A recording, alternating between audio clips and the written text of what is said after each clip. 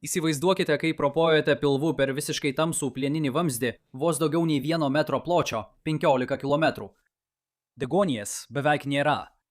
Dešimtmečių susikaupusios dujų garų sankopos užteršia tą menką orą, kurio ten galima įkvėpti. Nualpstate, bet kažkas greitai jūs pažadina.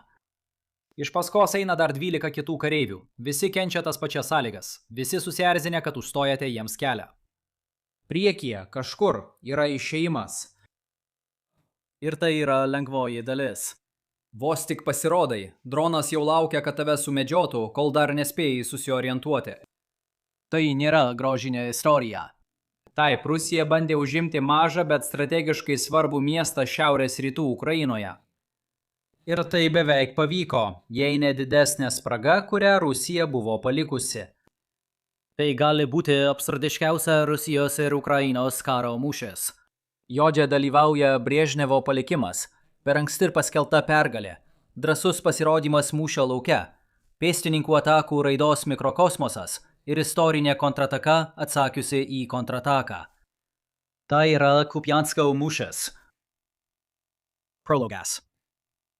Kupianskas yra, arba buvo, nedidelis miestas šiaurės rytų Ukrainoje, prieš karą turėjęs apie 27 000 gyventojų. Tačiau jo strateginė svarba mus telbė šiuos skaičius. Viena vertus, Oskolo upė tiesiai kerta miestą. Čia padidinau upę, kad parodyčiau jo svarbą vėlesniems įvykiams, tačiau kai kur Oskolo plotis ties Kupiansko centru sumažėja iki maždaug 25 metrų. Dar viena priežastis. Ji kerta dvi pagrindinės magistralės – PP07 ir PP79. Judėkite į vakarus ir galiausiai pasieksite Charkivą. Judėkite į šiaurę arba pietus ir seksite tuo, ką Maskva vadina Novorosija. Ši linija yra administracinė riba tarp Luhansko srities rytuose ir Charkivo srities vakaruose. Tai atitinka tai, ką Rusijos federacija vadina tarptautinę sieną. Kupianskas taip pat yra energijos tranzito taškas. 1981 metais Sovietų sąjunga pastatė dujotiekį šiauriau miesto, kuris buvo skirtas tiekti dujas Ukrainai per paskirstymo stotį, esančią iškart už sienos su Rusija. Po Krymo aneksijos 2014 metais Ukraina sustabdė dujų pirkimą iš Rusijos. Vėlesniais metais Gazprom rengė planus išardyti dujotiekio atkarpą savo pusėje prie sienos. Tuo tarpu Ukraina laikė dujotiekį nenaudojamą. Jo pašalinimas buvo brangus, o taip pat buvo įmanoma pakeisti srautą ir naudoti dujotiekį importuotoms dujams iš Europos tiekti į rytus. Esant tokiai situacijai, tuščias plieninis vamzdis maždaug 1,2 metro pločio tiesiog ramiai gulėjo po žeme. Bet kokie klausimai dėl jo atnaujinimo išnyko 2022 m. vasario 24 rytą. Vladimiras Putinas paskelbė apie specialiąją karinę operaciją, o Rusijos kariai pradėjo plūsti per sieną iš šiaurės, iš rytų ir per Krymą. Kol Kijevas laikėsi tvirtai, pasipriešinimas Kupianske išnyko. Jo meras pasidavė po 3 dienų, o kitą dieną jam buvo pareikšti kaltinimai dėl išdavystės. Daugiau nei pusę metų miestas liko po Rusijos okupaciją kaip laikinoji Charkivo srities sostinė, nes Rusijai nepavyko užimti paties Charkivo. Tačiau 2022 m. rugsėjis tapo Ukrainos rudens kontrpuolimo pradžia. Mėlynos ir geltonos pajėgos naudojo PP07 greitkelį kaip orientyrą savo puolimų į rytus. 9 dieną regione atsirado pirmoji iškiša. 10 dieną Ukrainos kariai jau buvo įžengę į miestą. 11 dieną jie pradėjo plėstis palei Oskolo upę. 12 dieną – pietinė pusė. Maždaug tuo metu Kremlius suprato, kad karinė padėtis yra beviltiška ir ėmėsi 2 pagrindinių žingsnių, kad išspręstų situaciją, kuri jau buvo ant katastrofos slenksčio. Pirmasis žingsnis buvo žengtas rugsėjo 21-ąją, kai Vladimiras Putinas vėl pasirodė per televiziją ir paskelbė apie Rusijos rezervistų mobilizaciją. Tai greitai tapo itin nepopuliaria politika. Todėl Vladimiras Putinas artimiausius kelis mėnesius praleido ją palaipsniui mažindamas ir pakeisdamas verbavimo sistemą savanoriškomis sutartimis. Antrasis žingsnis buvo oficialiai aneksuoti Luhansko, Donecko, Zaporižės ir Chersono regionus į Rusijos federaciją. Šio veiksmo tikslas buvo suteikti teisinį pagrindą siųsti Rusijos karius į tuos regionus gynybai. Pažymėtina, kad Charkivo sritis, kurioje yra Kupianskas, nebuvo šios aneksijos dalis. Tai taps svarbu dar kartą vėliau. Vis dėlto Ukraina toliau darė pažangą, nors ir lėtesniu tempu. Lapkričio pradžioje Rusija bandė išlaikyti šiaurinę PP-79 greitkelio dalį. Toliau į pietus Rusijos kariai beveik sugrįžo prie sienos su Luhansko sritimi. Tai išlieka aukščiausių karo taškų Ukrainai. Ofensyva natūraliai baigėsi, kai ruduo perėjo į žiemą. Lietus ir pliurza pavertė žemę purvu, todėl Ukrainos motorizuotas kovos planas tapo neįgyvendinamas. Tuo tarpu 100 000 naujų karių mobilizavimas atsipirko Kremliui. Rusija sustiprino savo gynybą, o Ukraina nesugebėjo pradėti sėkmingos puolimo 2023 metų pavasarį. Karas vėl keitėsi. Pirmas veiksmas – frontalinis puolimas. Maždaug 2 metai praėjo be rimtesnių veiksmų prie Kupiansko. Tačiau 2024 pabaigoje Rusija pradėjo naują puolimą dėl miesto. Iš pradžių pagrindinės pastangos buvo laikytis prie upės ir spausti šiaurėje bei pietuose nuo Kupiansko, paliekant tarpą per vidurį. Tačiau lapkričio 13-ąją Rusija ėmėsi ryžtingesnių veiksmų. 2 šarvuotų pajėgų kolonos buvo pasiųstos tiesiai į miestą rytiniu krantu. Patekę į miestą, jie išsisklaidė miesto teritorijoje ir kaip įprasta Rusijos puolamosiose operacijose iškvietė pastiprinimą. Tačiau tuo metu priekinės linijos pėstininkų taktika jau buvo daugiausia perėjusi prie FPV dronų naudojimo. Tankai ir šarvuočiai buvo pasitraukę į antrą planą nusistovėjusiose fronto linijose, nes dronui buvo pernelyg lengva sunaikinti milijonus dolerių kainuojančią techniką. Tačiau Rusija vis tiek tęsė puolimą. Dabar kodėl tai buvo, nėra aišku. Iš dalies tai galėjo būti politiniai motyvai. Ukrainos vadai manė, kad Vladimiras Putinas buvo nustatęs terminą iki lapkričio 1-osios užimti Kupianską. Tas terminas buvo praėjęs prieš 2 savaitės ir dabar vietos vadai jautė spaudimą turėti gerų naujienų, kurias galėtų pranešti prieš Vladimiro Putino naujųjų metų kalbą. Kita priežastis galėjo būti rūkas.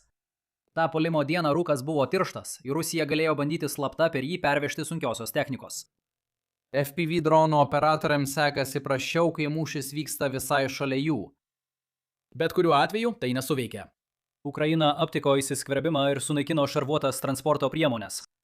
Per artimiausius 6 valandas Ukrainos pėstininkai likvidavo pirmosios bangos likučius. Po 2 savaičių Rusija pasitraukė iš atokesnių miesto rajonų. Antras veiksmas – katilas ir puolimas iš sparno. Kupiansko mūšis iš esmės vyko dėl Oskalo upės ir būtent ten Rusija ėmėsi B plano. Prisiminkite, Rusijos kariuomenė jau buvo priartėjusi prie upės tiek į šiaurę, tiek į pietus nuo miesto. Grąžinus spaudimą tiesiai per vidurį, šį kartą naudojant dronus ir pėstininkus be technikos, būtų sukurtas savotiškas maišas, kur upė taptų paskutiniu komponentu. Upę vis dar buvo galima kirsti atsitraukiant, tačiau tai vis tiek sukeltų logistinių problemų Ukrainai papildant atsargas. Kita galimybė, kurią Rusija galėtų pasirinkti, buvo apeiti Kupianską iš šono. Užuot kovojusi per upę, kad patektų į gerai ginamą miestą, Rusija galėtų pasinaudoti tomis upės dalimis, kurias pasiekia, ir įkurti 1 ar 2 placdarmas vakarinėje pusėje. Tada ji galėtų spausti ukrainiečius įsitvirtinusius Kupianske arba apsupti miestą ir pradėti apgulti. Šis antrasis variantas turėjo stiprią politinę žinutę. Rusijos įstatymai pripažino tik 4 rytinės Ukrainos sritis kaip federacijos dalį. Administracinės linijos ne visada sutampa su karinių požiūrių ginamomis teritorijomis ir tai yra vienas iš tokių atvejų. Jei Kremlius ketino sustabdyti karą, kai kontrolės linija apimtų visas jo įteisintas ribas, tuomet nebuvo jokio reikalo kirsti upės. Tiesiog užimkite teritoriją iki jos ir naudokite upę kaip gynybinį įtvirtinimą savo pretenzijoms įtvirtinti. Tolesnį bandymą užimti Kupianską vietoj to signalizavo ketinimą užimti visą Charkivo sritį ir galbūt dar daugiau.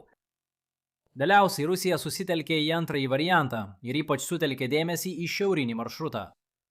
Lapkričio 26 dieną Rusija pareiškė perėjusi Oskolą ir įėjusi į gyvenvietę. Mėnesio pabaigoje antrasis placdarmas susiformavo kiek piečiau. Šiuo metu tapo aišku, kokia yra Rusijos strategija ir Ukraina bandė sustiprinti šią teritoriją. Gruodžio pradžioje Ukrainos pajėgoms pavyko išstumti Rusiją iš pirmojo placdarmo. Tačiau iki sausio pabaigos Rusija buvo sutvirtinusi antrąjį placdarmą. Kremliaus pirmasis žingsnis didesnėme plane buvo įgyvendintas. Jam pavyko sėkmingai įsitvirtinti į vakarus nuo upės. Per artimiausius 6 mėnesius Rusijos pajėgos lėtai judėjo į pietus, naudodamos standartinės 1 ar 2 žmonių grupės, kad stumtųsi į priekį, įsirengtų slėptuves ir išvengtų Ukrainos dronų. Liepos pabaigoje fronto linija pasiekė patį Kupiansko pakraštį. Tikrasis mūšis netrukus turėjo prasidėti. Trečiasis veiksmas – Ataka ir kontrataka. Rugpjūčio pradžioje Rusija pradėjo siųsti tuos pačius 1 ar 2 žmonių infiltravimo būrius į miestą. Tai iš karto sukėlė problemų Ukrainos gynėjams, kurie tuo metu rėmėsi dronais, kad sustabdytų bet kokį puolimą. Atvirose laukų erdvėse Rusijos kariai yra lengvi taikiniai. Patekus į miestą, viskas turi stogą, todėl viskas tampa gera slėptuve. Taip, kažkaip bepiločių orlaivių atsiradimas padarė miesto kovų sudėtingumą dar didesnį. Tačiau vis dar išliko problema, kaip įvesti Rusijos karius į miestą. Aklai bėgti per atviras vietas nepatartina. Ir štai taip mes vėl grįžtame prie Brežnevo laikų dujotiekio sagos. Prisiminkite, kad Ukraina buvo palikusi dujotiekį nenaudojamą, tikėdamasi kada nors jį vėl panaudoti ir nenorėdama mokėti už tinkamą jo išardymą. Tačiau atrodo, kad dujotiekis išsprendė Rusijos patekimo problemą. Tiesiog leisti vyrams patekti į vamzdį saugioje vietoje, ropoti po niekieno žeme ir išlysti kažkur tiesiai Kupiansko viduje. Vienas Ukrainos karininkas apskaičiavo, kad 100 Rusijos karių bandė būtent taip. Na, ši strategija tikriausiai nepasiteisino ne vieną iš dalyvavusių pusių. Kariai ropoja vamzdinių, puolė į stuporą, kai ropojo iki 15 km ieškodami išėjimo. Heidžyje pagaliau išlindo, dažnai vaikščiojo be tikslo, nes jų smegenys dar nebuvo atsigavusios po degonės trūkumo ir įkvėptų likusių cheminių medžiagų. Tačiau jie vis tiek kėlė problemų Ukrainos kariams, kurie savaitėmis žaidė katės ir pelės žaidimą, bandydami surasti naujausią išėjimo tašką, kad galėtų jį užanspauduoti. Vis dėlto faktas buvo tas, kad Rusija pasistumėjo į miestą ir Kremlius buvo pasiruošę švęsti. Lapkričio 20-ąją Putinas aplankė vakarų grupės vadavietę ir gavo naujausią informaciją iš generalinio štabo vado Valerijaus Gerasimovo. Vakarų pajėgų grupė išlaisvino Kupianską ir dabar likviduoja apsuptas Ukrainos pajėgas rytinėme Oskolo upės krante. Tiksliau sakant, taip iš tikrųjų nebuvo. Gerasimovas tvirtino, kad miestas buvo užimtas ir kad apsuptis jau visiškai susidarė. Tuo pačiu metu žemėlapis atrodė štai taip. Rusija iš tiesų buvo įžengusi į Kupiansko miestą, tačiau dėl miesto vis dar vyko kovos. Ukrainos pajėgos į rytus nuo Oskolo vis dar turėjo galimybę atsitraukti, jei to prireiktų, tačiau to neprireikė. Priešingai, Rusija turėjo rimtesnę struktūrinę problemą. Ji buvo išstūmusi iškišulį į pietus palei upę. Iškišuliai yra gerai, iš tikrųjų. Jie dažnai būna būtent tai, kaip norite pradėti mūšį. Tačiau negalite jų taip palikti ilgam laikui. Netikėtumo elementas yra tai, kas neleidžia jiems žlugti. Ir štai kur buvo esmė. Tuo tarpu Rusija beveik nepadarė pažangos apsupdama Ukrainos karius rytinėje Oskolo pusėje. Tai suteikė galimybę Ukrainai. Prasiveržus per iškišulį, visi kariai patekę į Kupianską nebeturėtų prieimo prie tiekimo. Ir būtent tai ir įvyko. Maždaug gruodžio 10 dieną Ukraina iš tiesų sugriovė iškišulį. Gruodžio 12 dieną Volodymyras Zelenskis aplankė pagrindinį miesto įėjimą, fone girdint tikrus šūvius. Jis iš esmės tyčiojosi iš Vladimiro Putino, kategoriškai atmesdamas mintį, kad miestas yra Rusijos rankose. Kremlius pasipiktino, teigdamas, kad vaizdo įrašas yra dirbtinio intelekto klastotė ir tai parodė, kad šiuolaikinių technologijų problema yra ne tiek melų kūrimas, kiek abejonės tiesa siejimas. Artimiausi keli mėnesiai buvo skirti valymo operacijoms. Kai kurie išbadėję Rusijos kariai savaitėmis slėpėsi rūsiuose.